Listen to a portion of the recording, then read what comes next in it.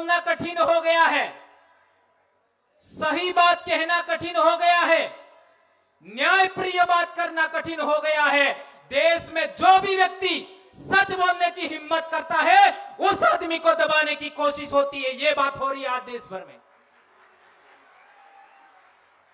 यदि आज की तारीख में आदिवासियों को बचाना चाहते हो तो सबसे पहले हम आदिवासियों को एक जगह इकट्ठा होने के लिए हम लोगों को कोशिश करनी चाहिए। और यह काम एक दिन के कार्यक्रम में संभव नहीं है। मैं चाहता हूं कि देश के किसी भी कोने में वह सेमिनार हो, लेकिन कम से कम 2 से 3 दिन का कार्यक्रम होना चाहिए, जिसमें हम योजना बनाएं कि पूरे देश के आदिवासी, पूरे देश के संगठन और पूरे देश के पॉलिटिकल लोग हैं और पूरे देश के विभिन्न धर्मों में बटे हुए आदिवासी हैं, उनको हम कैसे जोड़ें। संगठन बनाना आसान है, संगठन चलाना मुश्किल है। कोई भी संगठन देश में आदिवासियों का 4 साल से ज्यादा प्रभावशाली नहीं रहता। उससे पहले उस संगठन को खत्म करने की योजना चलती है और लोग फिर निराश होकर के दूसरा संगठन खड़ा कर देते हैं। ऐसा हमें नहीं करना है। जो भी संगठनकर्ताओं ने अभी तक काम किया समाज के लिए, 5 से 10 साल दिया, उन संगठनकर्ताओं का अनुभव को हमें आगे बढ़ाना चाहिए।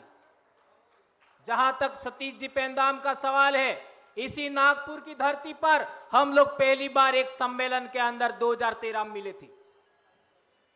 इसी तरीके से हम लोग पूरे देश भर के अंदर विभिन्न सामाजिक संगठन और विभिन्न आपके जो मूवमेंट हैं उनके अंदर हम लोग सभी सामाजिक कार्यताओं को सुना और सुनने के बाद अंततः हमने फैसला लिया कि हम लोगों को सामाजिक विचारधारा को इस तरीके से पेश करना चाहिए, इस तरीके से विकसित करना चाहिए कि विभिन्न पार्टियों में बटे हुए लोग हैं वो भी हमारी तरफ आकर्षित होना चाहिए, विभिन्न धर्मों में बटे आदिवासी हैं वे भी हमारी तरफ आकर्षित होना चाहिए, विभिन्न संगठनों में बटे हुए आदिवासी हैं वे भी हमारी तरफ आकर्षित होना चाहिए, और विभिन्न रीजनल में बसे हुए आदिवासी हैं वो भी हमारी तरह आकर्षित होने चाहिए, केंद्रित होना चाहिए। ये चीज हम लोग करने में कामयाब हुए। इसकी वजह से आज दक्षिणी राजस्थान में एक ऐसी वैचारिक क्रांति, एक ऐसा सांस्कृतिक शुद्धिकरण का प्रयास चल रहा है जिसकी वजह से पूरे देश में आज की तारीख में एक क्रांति सी खड़ी हो रही है, और वो क्रांति आपके साथ है, ऐसा मैं कहना चाहता हूं। दोस्तों, पूरे देश के अंदर भील आदिवासी सबसे बड़ा आदिवासी समुदाय है और उसका मैं एक सदस्य हूं, वंशानुगत सदस्य हूं। जैसा कि यूएनओ में कहा गया कि भीली बोली संस्कृत भाषा से बनी है, इंडो आर्यन लैंग्वेज है, यह बात 100% ही नहीं 101% गलत है, 101% गलत है। कैसे? भीली बोली के अंदर मां को आई कहते हैं, संस्कृत भाषा के अंदर मां को क्या बोलते हैं? मात्र। हिंदी में क्या बोलते हैं? माता। भीली बोली में मां को क्या बोलते हैं? आई। कहां मैच कर रहा है? राजस्थान से लगा करके कर्नाटक तक आदिवासी लोग हैं अपनी मां को आई बोलते हैं। कहां है?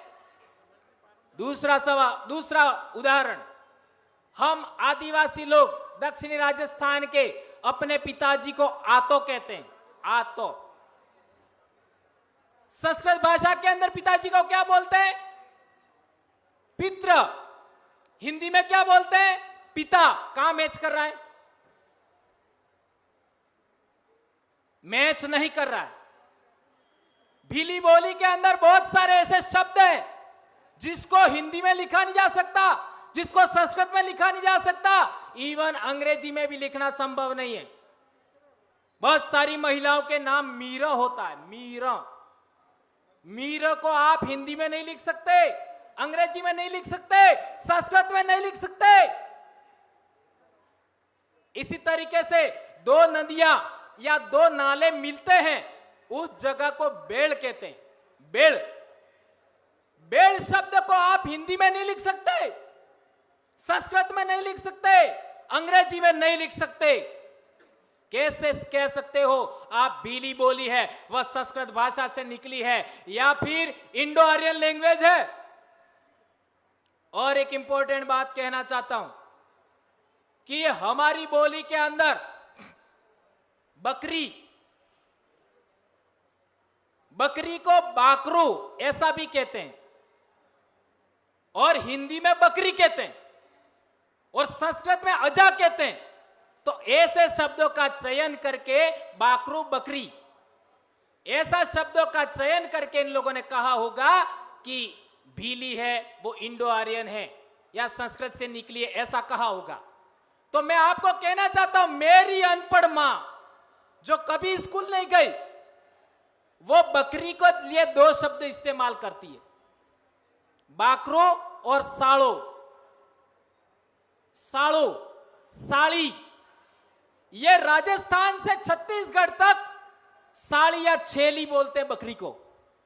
सही कह रहा हूं, गलत कह रहा हूं? तो साड़ो ये ओरिजिनल भीली वर्ड है, ये ओरिजिनल इंडिजिनस स्पीचेस का पार्ट है। बकरी है यानी बाकरू जो हम बोलते हैं, यह शब्द ये संस्कृतिकरण की वजह से, लैंग्वेज का संक्रमण होने की वजह से आया होगा, ऐसा कहा जा सकता है। एक और भीली बोली में एक शब्द है, हम आदिवासी कैसे हैं, उसके लिए हमारे वहां एक कहावत सी है, वो आपके सामने में रखना चाहता हूं। आदू आद धूल मूल धनी भील, ऐसा बोलते हैं। आदू आद का मतलब होता है अनादिकाल से। धूल मूल यानी इस मिट्टी के, धनी यानी मालिक, भील ऐसा बोलते हैं।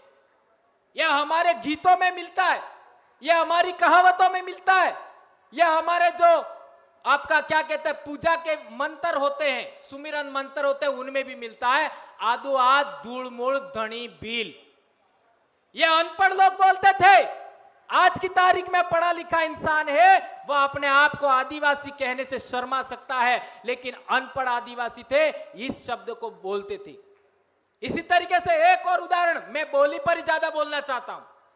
एक और उदाहरण, गाय को गौ कहते हैं, हिंदी में गाय कहते हैं, हमारी बोली के अंदर डाही बोलते हैं। कहां मैच कर रहा है? भैंस को वो लोग संस्कृत भाषा में महिष बोलते हैं, हमारे डूबी बोलते हैं। कहां मैच कर रहा है बताइए? एक भी शब्द ऐसा नहीं है भीली बोली का जो इंडो आर्यन लैंग्वेज से मैच करता है।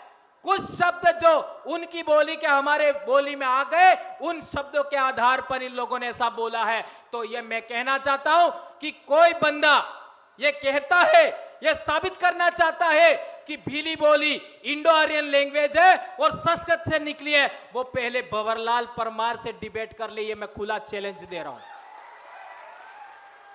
2500 शब्दों का मैंने भीली बोली का शब्दकोश तैयार किया है, 2500 शब्दों का।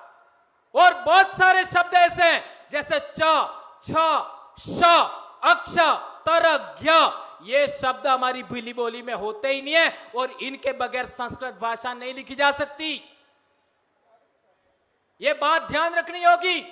संस्कृत भाषा 10वीं सदी से पहले है या नहीं है, इस पर भी प्रश्नवाचक चिन्ह है। भारत देश के अंदर शिलालेखों में, भारत देश के अंदर साहित्यों में प्राचीनतम उल्लेख मिला है वो पाली प्राकृत भाषा का मिला है, और प्राकृत भाषा से ही मराठी बनी है, प्राकृत भाषा से ही गुजराती बनी है। यह बात हमको ध्यान में रखना होगा दोस्तों। एक बात और, जो लोग भीली बोली के शब्द बोल नहीं सकते, जो लोग भीली बोली के शब्द बोल नहीं सकते, जो भीली बोली के शब्दों का अर्थ नहीं जानते, जो लोग भीली बोली को समझ नहीं सकते, वो कैसे कह सकते हैं कि भीली इंडो आर्यन है या आदिवासी स्पीचेज है, वह इंडो आर्यन स्पीचेज से निकली है। तो दोस्तों, टाइम का हमारे पास लिमिट है, बोलने के लिए बहुत सारी बात है, लेकिन आज इस पंडाल से इस ग्राउंड से, नागपुर से एक बात लेकर के हमको जाना है कि हम लोग आने वाले पीरियड में 2 से 3 दिन का एक पूरे देश के आदिवासियों का योजनाबद्ध तरीके से जन जागरण करने के लिए, वैचारिक एकीकरण करने के लिए, सांस्कृतिक शुद्धिकरण करने के लिए हम लोग योजना बनाएंगे। ऐसा मैं आह्वान करता हूं और सतीश जी से कहना चाहता हूं, इस तरीके का रोड मैप और सभी कार्यकर्ताओं को रोड मैप बना करके सबको पुनः इसी नागपुर की धरती पर आह्वान करना चाहिए। हम लोग पिछले 13 सितंबर को 100 से 150 लोग छत्तीसगढ़ रायपुर गए थे। यदि ये अनाउंस पहले हो जाता तो ये जितनी संख्या दिख रही है इतनी तो अकेले राजस्थान से होती, अकेले राजस्थान से। इतनी सी बात मैं कहना चाहता हूं। धन्यवाद। जय जोहार। एक नारा हो जाए, जय जोहार का नारा है। 2 हाथ ऊंचा करके, मेरी आवाज बहुत भारी है। जय जोहार का नारा है, जय जोहार का नारा है। अबु आदि सुमरे अबु आराज। धन्यवाद। जोहार।